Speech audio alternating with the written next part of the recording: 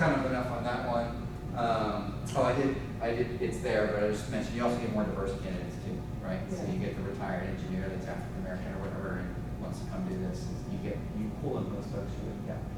All right, so then administrators, they're influenced by all these ideas. They have all kinds of sort of management things. So there's a consensus in every other field about what works generally, managerially, and instructionally. And every 5 to 7 years, some administrator is going to make their career on some new thing that they're going to get credit for. I saw this happen in Frederick County maybe 15, 20 years ago. There was an administrator, they came up with a plan for improving middle school. They didn't implement it. They just wrote the plan out, right? People loved the plan. We didn't know if it worked. And that was viewed as the most valuable plan. And then the state of Maryland hired that person to get that plan implemented all across the state. Nobody knew if it worked. We had not tested this idea. Right? You had a new way of managing middle school. And this is the kind of stuff that happens in education. It's like, well, it sounds good, so let's promote the person and let's spread a say, like, come on, people. Like, yeah, it's like you have the new idea. So it's called the reform du jour. The reform du jour, yes, That exactly. happens in all corporate America. Yes, they just give some new name to something that they've done, and the new name is usually like well, we're not going to teach rote memorization anymore. We're going to do this new way that involves more collaborative learning, right?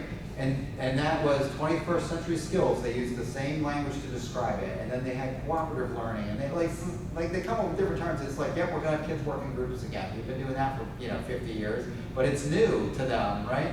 I have a professor that used to present with me sometimes here, actually, Stephen Wilson, and he said, we keep hearing in math that we're not going to teach with rote memorization. He's like, all the people that taught with rote memorization should be dead by now because we've been talking about it for like 70 years. It's like, this doesn't make any sense, right? But they keep like attacking something that doesn't exist, if you will. It doesn't make any sense. So anyway, reading wars, math wars. I got into this education thing because of the math wars. My wife was teaching in Montgomery County. She was looking at the math going, this isn't math. And I was looking at it going, this isn't math. And so that's what got me into this whole thing, and then I started learning Maori. So that was when my wife started 2 years ago when we were first married in Montgomery County. And again, they rely on philosophical beliefs. Let's teach for democracy. Well, yes, but that doesn't necessarily mean that dictates your instructional technique because it has to be more social, right? Like that tends to be a belief. All right, so bunch of lovely approaches there. Other things, class size reductions don't really work aside from kindergarten. That's what the evidence is. To her credit, Jamie Oliveto presented this to the Frederick County Board of Education. Best presentation I had seen in years that actually reflected the research. I wrote her and thanked her for that. So she acknowledged that class size reduction is not a panacea. Everybody likes the idea, I go from 23 kids to 20 kids in my class, my kid's going to get so much more personal attention. That does not work out mathematically. You've got 45 minutes, shaving the 3 kids off the class size. It's not giving you like 30 seconds more if you wanted to spend, time with every kid. So it doesn't really help.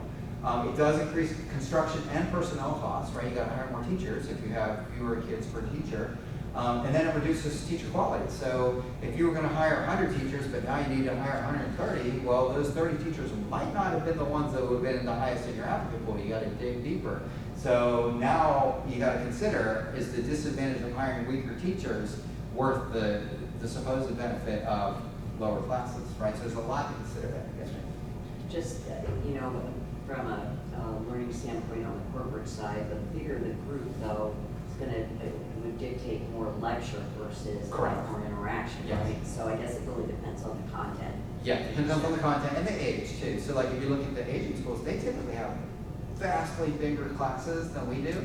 And interestingly, there's research that shows the opposite, that especially for Asian schools, the bigger the classes, the better they do, which is the opposite of what most people think. That blows my mind. They have 35, 37, 40 kids, right? I mean, it's massive classes. It's like Brook Hill School when I was growing up. Yeah. But then it just seems to me when you have a smaller classroom, the teacher is more able to focus on the little imperfections in the kids that what they're doing when they're, perfect example, a private school has 18 students, right. And then a public school is 35.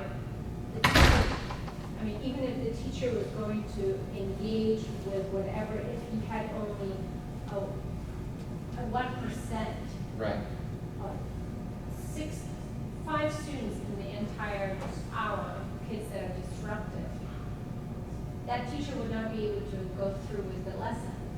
It's just not happening. Sure, yeah. So they're less likely to notice it and focus on it, but a teacher of 18, she will focus on it. Oh, yeah, there's definitely, it's like disciplinary stuff, yeah, it's easier. It's just almost like there's like a, when you have 10 dogs versus 2 dogs. Right. The 2 dogs will get more into. But that's also like what you said is the technical side of teaching Right, is provide the instruction. Right. Don't take breathers for getting into groups and stuff. right. You Or- provide the not instruction much. the entire time. It doesn't matter if you have 40 kids or 15 kids. Right. They're all gonna absorb the same thing. Right. So I think that's unique. Yeah, and there are ways that you can like flexibly group, there's other things you can do to augment that, right, too, to get more individual time, but you gotta be systematic about it. Like Distar did that, Distar did a really good job of doing small groups within the classroom.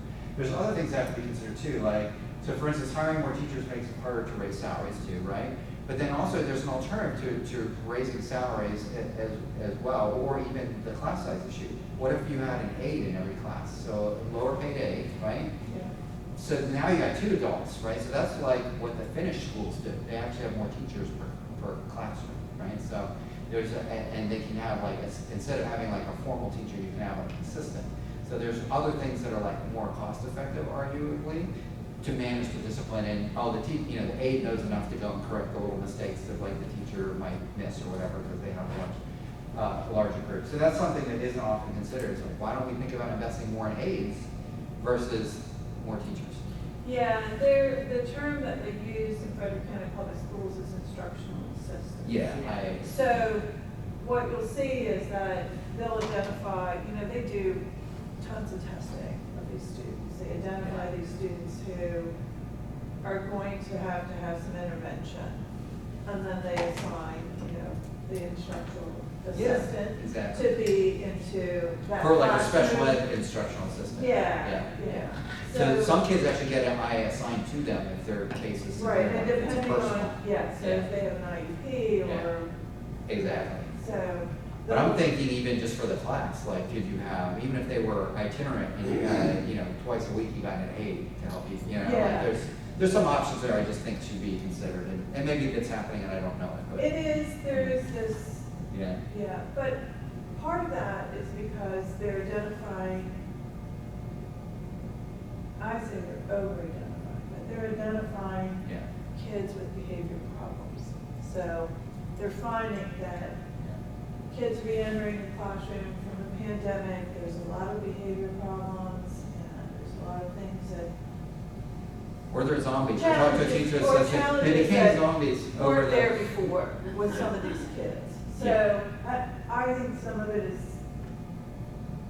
over-identified I and think these you're right. kids I are just think you're not, right. are not held to a disciplined structure. Yes, exactly. And I think that's the biggest thing the teachers They're will ask giving for into the is kids discipline. as this kid doesn't feel good.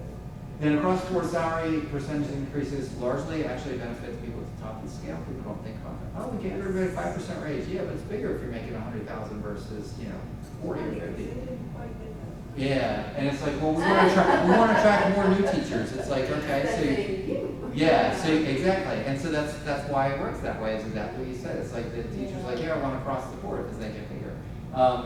But the teachers at the top of the salary scale are not. They're approaching retirement. They've been here for 20 years. They're committed. They're not the ones you have to keep, right? They're probably 3%, 5%. You can put those percentage in the lower rungs where most teachers about half leave within like first 5 years. And you can't do it with the union. You can't do it with the union because. Can't do it with the union. For a whole bunch of reasons, hold but costs. they need to have solidarity among their members. So a lot of what the union does is to keep their members happy, right, which is their job. But it's like, well, if you reward one group more than the other, they don't want that. It's like, okay, but I can thank the union for the reason why we don't have enough math, science, computer science, physics, Latin, and special education teachers. Those are our shortage areas. The shortage areas are not generalized. You have plenty of history teachers, plenty of gym teachers, music, art. Your general classroom teacher for elementary school, you're good on those numbers. Even today, we produce historically far more teachers come from education schools than we hire every year. It's been that way. I know we've had some challenges lately with recruiting, but historically, there's really not an overall teacher shortage. All right, so I would love to see differentiated salaries, right? You want to hire someone that knows computer science, math, science, like, I'm sorry, you're gonna have to raise your salaries like probably $80,000, right? Like, those folks are, especially for high school subjects. Like, you want to hire a math teacher, yeah, they're in demand in industry. You're gonna need to pay them starting $100,000, right? And we don't do that. And that's just the reality, and I get why the union doesn't wanna do it, but you're never gonna fill those gaps, right? It's unfortunate, but if you have the skills to do physics, somebody's gonna pay you a lot of money, either in industry or, they're not gonna do it in public schools. You're not gonna get that hot candidate that you want. And then spending more money overall, there's no correlation. So this is from CADA, this is up to 2012, that's as far as I could find. You can see the total cost, and this is inflation adjusted, so this is not raw numbers. So we've doubled it, right? And you can do this calculation for Frederick County Public Schools. In 2019, we were spending $600 million. It's now $900 million. We're closing in on $1 billion. On a per pupil basis, we've also increased, basically the same amount. I mean, even adjusting for inflation, it's like a 14% increase if you do that. We continue to spend outstripping inflation and enrollment every year pretty much for decades. There's been like 1 year or 2 years I could find where we didn't do that. So it's huge. Money's not the answer. If money's the answer, we've been doing this since 1970. We should be great by now. In addition, we have shrunk class sizes since 1970. So you got the two things that folks in education say they want. We want more spending and we want lower class sizes. We've done it. It hasn't resulted in anything. These are the math scores, right? And these are all on the same scale. This is percentage scale. So look, like they're not moving, right? So are we looking, to me, what this says is that we're not really looking at what the problem is. Correct. This doesn't correlate to anything. No, this funding, Baltimore City is obviously they have demographic challenges, right? They're a very poor area. They spend the most of anybody in the state, pretty much. I think they're first or second almost every year. But they have the worst scores. They had, how many schools had like 0 kids pass or something? You remember this was in the news recently? They have schools where like literally nobody passed the math test. It's like ridiculous, right? But they spend like $25,000 per kid. It's really huge numbers. And so this is also an opportunity cost too, right? Like this is money that we as a society could spend on other things, like if we wanted to take on healthcare issues or other things. Like we're spending a lot of money on education and it's not cost efficient. We need to make it cost efficient.